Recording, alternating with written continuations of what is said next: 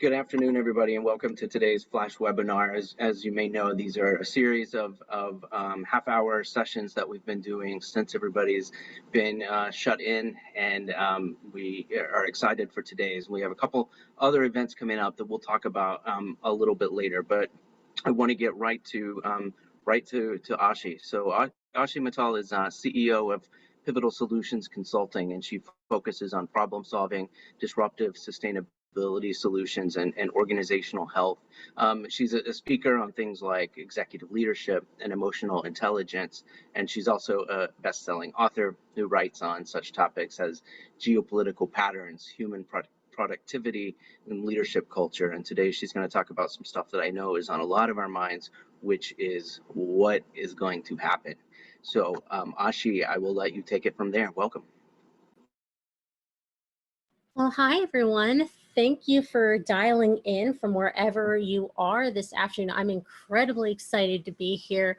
So first and foremost, let's just get the housekeeping stuff out of the way. If you guys have any questions or comments or reactions to anything that I'm about to talk about, please put them in the chat, as Randy will be curating as we're going through this journey together today. But it's another way to stay connected, right?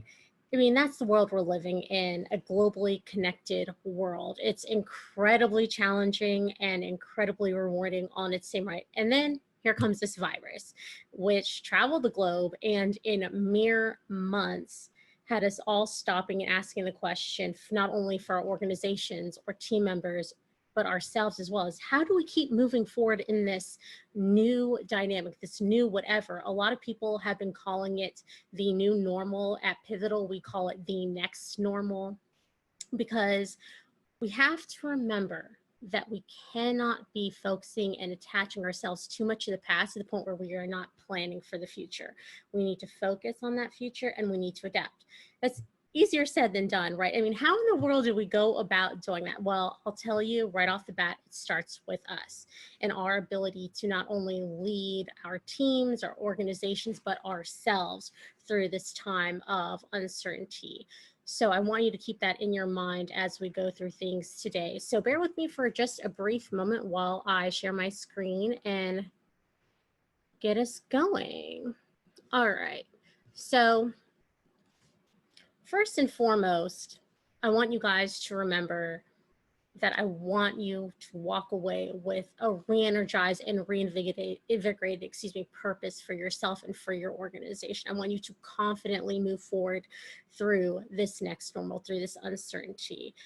But we need to allow ourselves a sense of grace, all right? First and foremost, none of us have been trained to lead through this pandemic. There was no course or webinar called COVID 101 that'll teach us how to lead through this particular situation and scenario. So we need to keep learning every step of the way. Second, not everything's going to go right. There are going to be slip-ups and hiccups. But despite those mess ups, despite the stress that we're feeling, and despite the fact that there is no clearly defined path laid before us, we need to continue on and keep moving forward and navigating anyways, but allow ourselves a little bit of slack. The last, which is personally my personal favorite, is going back to the concept of comfort. You have to get comfortable with being incredibly uncomfortable. You have to get comfortable with the fact that there's no such thing as certainty. We need to have that shift in those mental dynamics where we're going from having certainty to having clarity over certainty. And we'll definitely be talking about that more so here in a little bit. But I thought we'd kick off with a little bit of an exercise. I want you guys to grab a sheet of paper and sketch out what it looks like to make toast. That's right, you heard me, toast. Whatever that looks like to you, I want you to sketch it out. Here's my only rule. You're not allowed to use any words. So we will give you 2 minutes to go ahead and do that. And whatever comes into your mind and whatever these images look like, or these reactions and responses, go ahead and pop them in the chat and Randy will read them out to us and we'll see what you guys came up with. So I'll give you guys a couple minutes to do that.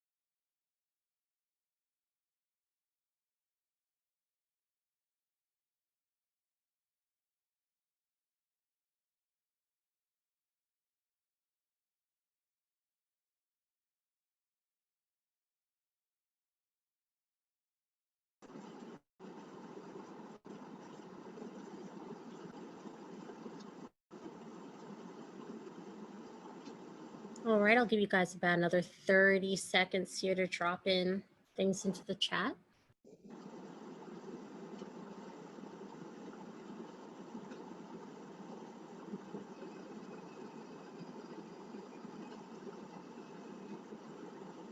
All right, Randy, what do you have for us? I'm very excited. So Kathy mentioned the burnt crumbs on the kitchen counter was part of her drawing. Monica mentioned that she drew all the accoutrement, the butter, jelly, the coffee to go with it. Brad thought about a sliced loaf of bread with an arrow down into what he says is a bad picture of a toaster. Said that she kind of needs an instruction manuals. That's what she drew.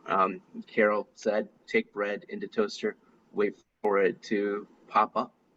That's some of apparently what people drew.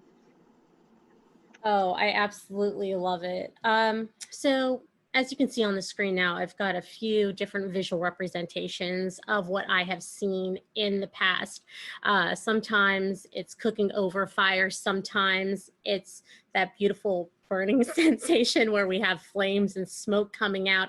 And every once in a while, we'll get the beautiful glasses clinking together, which is personally one of my favorites.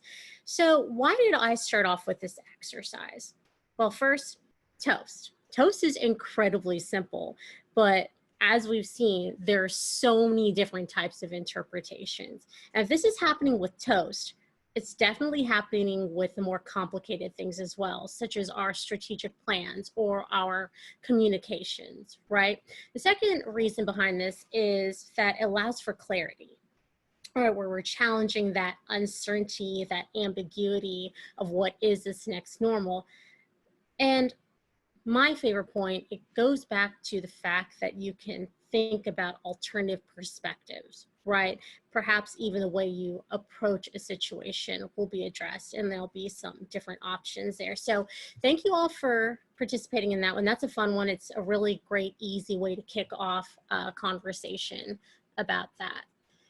So let's jump into our first area of focus, self-awareness. All right. Now, this is really important because in times of uncertainty, we tend to bring our own baggage into a situation, especially due to stress. So we need to remember that we need to take time to establish where we are before we even jump into taking those next action steps or into that next part of the plan. And I would like to introduce a tool that I use often. It's called the empathy map. And it really allows you to assess your awareness, to see where you are in that moment. You know, what are you thinking? What are you saying? What are you doing? What are you feeling? Right?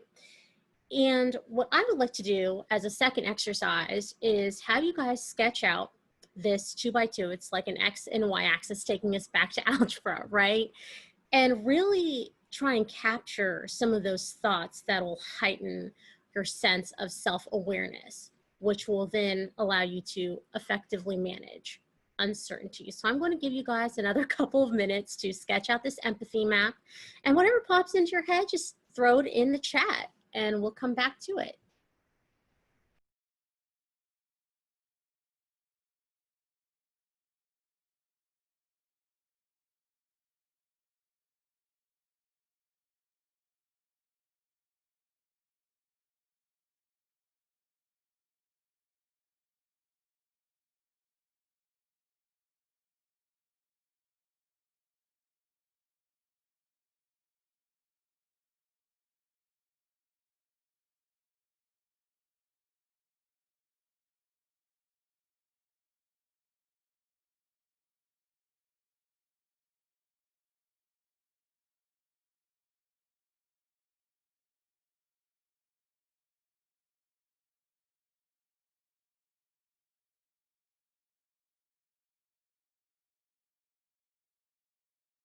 Okay, we'll give you guys about another minute.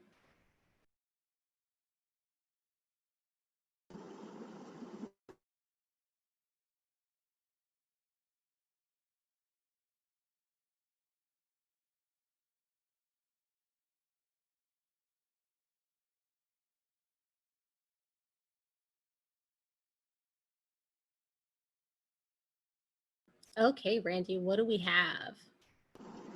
All right, does anybody want to share what they have? I'll say for me, I spent most of my time thinking about the says and does side of this, and the best laid plans, and then where those actually come to fruition. Emily says that for thinking, it's about work, challenges, and deadlines, and the feeling is anxiety and excitement. Jill says that her first reaction to feels is that it's either completely anxious, what is happening, or completely relaxed. It'll all work out. We'll get through this. Not a lot of just normal, even keel right now. And Lydia said that thinks for that quadrant, she thought about how will my business change, and for feelings, it's uncertainty and helplessness. And then I'll get one more here for feelings. Carol says uncertain, optimistic, pessimistic. Interesting. That last comment's particularly interesting. And one The more, re Amy. Oh, go ahead, She, please. Amy says that it's about leading with empathy. Yes. No, I absolutely love that because I wholeheartedly concur. And that just goes to prove the value of this exercise. When an idea is expressed visually, it offers a great deal of clarity, right? It allows you to gain that awareness. As I like to say, it makes the invisible visible, right? Putting out these thoughts, not just keeping them in their head, we're not doing anybody any good. And it's once again yet another really quick exercise you can do with your team to kickstart that conversation. So let's move on to the second point here. Uncertainty. Are we intensifying this or improving? In other words, are we making it bigger or are we making it better? In general, we would like to improve these things. We would like to improve our position against uncertainty, but more oftentimes than not, we find ourselves intensifying and making the uncertainty bigger. All right, especially in times of stress. We let our insecurities take control. We have behaviors and attitudes that are not only created but reinforced by a sense of fear. We also have something that is called the fixed mindset. So, a mentor of mine out of Stanford by the name of Carol Dweck recently wrote a book called The Mindset, where she talks a great deal about the fixed mindset versus the growth mindset. The fixed mindset is this incredibly narrow mindset, very myopic, very into absolutes. There's only one solution, one answer. There's no other way out, versus that growth mindset where we're dealing with something more optimistic, expansive, curious, even collective in those sense of ideas. And that concept of that narrow-minded, fixed mindset can really intensify that uncertainty. But there are ways around that. There are ways to improve. There are ways to make things better. And where does that start? It starts with us. We have to create that environment. We have to create that safe space. We call it psychological safety, where we are creating this atmosphere where it's not only expected, but it's cherished to be incredibly curious, to ask those questions, regardless whether or not they're comfortable, to be vulnerable, to being open if you're wrong, suspending that judgment, challenging assumptions, working with other people. And there is a professor out of Harvard by the name of Amy Edmondson. She wrote a book called The Fearless Organization, where she spends a great deal of time talking about psychological safety and creating those spaces. And I couldn't think of a better time to have this conversation. It's important, especially now. It's a great read. I would definitely encourage you to check it out if you're interested in learning more about that. So I'm going to offer up one last exercise. I want you to take 1 minute and I want you to think about ways you're able to improve uncertainty and how to make it bigger. So I will let you guys throw those in the chat. I don't want a whole list, just one or two things, because I believe in effective small steps in the context with everything else you guys have going on, how busy things are, how things have changed. 1 or 2 effective small steps. So I'll let you guys drop those in the chat, and Randy will come back.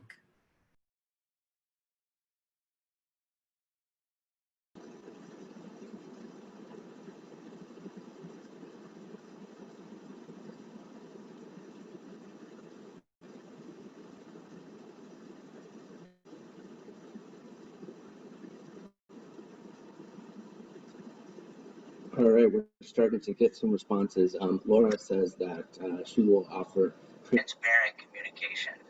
Emily says visualizing several possible paths so I have options as things change.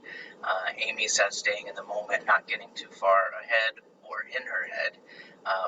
Michael says build your personal vision. Kathy says that diffuse it by making it bigger.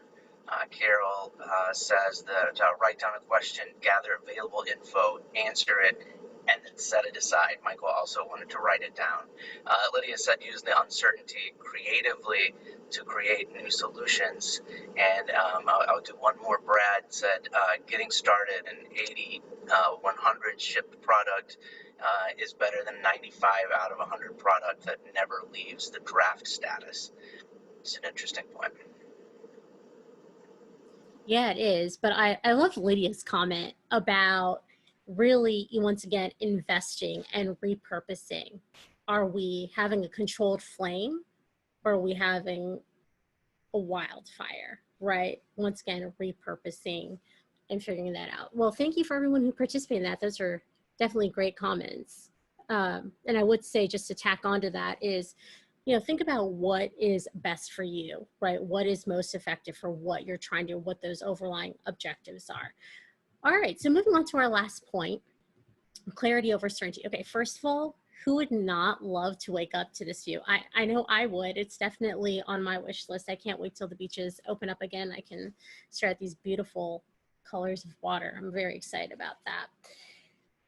So when we talk about clarity over certainty, it's incredibly important to provide clarity first and foremost. That's what's going to help you navigate these uncertain times. Even a few months ago, we had certainties such as, okay, I'm going to reach that fundraising goal in 3 months, or I'm confident that we are going to reach this position by this time. Those were all certainties. And now we're having conversations such as, well, I don't know. Perhaps this is how we're going to go about things, or this is what we're going to do, but it's going to change in a month, right? So certainties versus clarities. But how in the world do we signal clarity when there are so many unknowns and it is immensely difficult? There is a gentleman, a colleague of mine, who specializes in offering signals and communications. His name is Bob Johansson from Palo Alto. He works at the Institute of the Future. How cool of a name is that, by the way, right? And he spends a great deal of time looking into signals, looking into how do we communicate, or how do we offer the comfort of these signals, in his latest book called Full Spectrum Thinking. It just came out this year. So what we're going to do is dive into some of those signals Bob Johansson has offered up and do a little bit of a deeper dive on that. Okay, so you see 2 columns here: signals of clarity, signals of certainty. On the left, signals of clarity, all right? Those are the things that we are offering up and supporting in order to make the invisible visible, all right? So we're sharing those stories. We're asking questions, working collaboratively, right? So whether it's our clients, team members, right? We're sitting here saying, look, there's that stuff out there. We see it and we feel it. We've got questions too, right? You're establishing fermentation for that curiosity, those alternatives perspectives. You also are being candid and being honest about what you don't know, but you are determined to find answers or learn more, all the while being clear. All right, so once again, making the invisible visible. And then you have the signals of certainty, which are things you should be avoiding, especially in times like these where you're just obsessed with the absolutes. All right, you're not being flexible, you're focused on answers, there's that lack of curiosity. And what's worse is you don't know and you don't care to know. That mentality that runs deep. And when I have it laid out like this particular framework, I absolutely love it because it establishes the notion that you can be clear but not certain. And if you asked me 2 years ago, I would have said these are conflicting thoughts. This makes absolutely no sense. But here we are, 6 months into the year, and I'm sitting here looking at leaders and organizations, not just clients of mine, but all around the world who have what I like to call shown up because they understand the concept of clarity over certainty here. So as we wrap up, I just want you guys to take a couple of minutes to reflect upon some of these questions, but how you're navigating these uncertain waters and moving forward with yourselves as well as your organizations. Are you taking the time to build self-awareness? Are you improving or intensifying that uncertainty? Once again, making it bigger or making it better? Are you creating that safe space, not only for your team or your clients, but also for yourself? I think it's really important that we move forward with this time being incredibly confident, as well as having the willingness to learn more about ourselves. And that's crucial at this stage in what is happening. And of course, I leave off with my favorite quote from Bob Johansen: the future will reward clarity and punish certainty. So in other words, guys, be flexible, keep being reflective of those moments, and keep pushing yourself ever more forward. So, and we'll go to that last slide here. So yeah, if you guys have heard anything that resonates with you, if you have any other questions, here is my contact information, how to get a hold of me. But once again, thank you. So Randy, are there any questions? We do have time for about a question or two if anybody has one they would like to share. I was able to share the links, including your contact information, Aashi, so hopefully if people have questions that they think of later, they can come back to you. I know that you gave a lot of stuff that's going to sit with me that I'm going to be thinking about for a while, so thank you for doing that. I do want to also mention, and we're getting a lot of feedback, people telling you thank you for the information. So I do want to mention just for a second the upcoming events that we have. We do have another Flash webinar coming up, as well as one of our Ask a Consultant series, and that's so there you see July 7th next week, the Ask a Consultant series. This is the partnership that we're doing with our friends at Forefront, so that the nonprofit sector leaders know that there are people like us they can come to for information, especially right now when they really need answers to stuff. And then July 21st is our next Flash webinar on bookkeeping best practices and the things to avoid. So you can go to the ACN website and sign up for those. So thank you again to Aashi. Thank you to everybody who joined. And we'll see you on our next Flash webinar, if not before then. Everybody have a great day.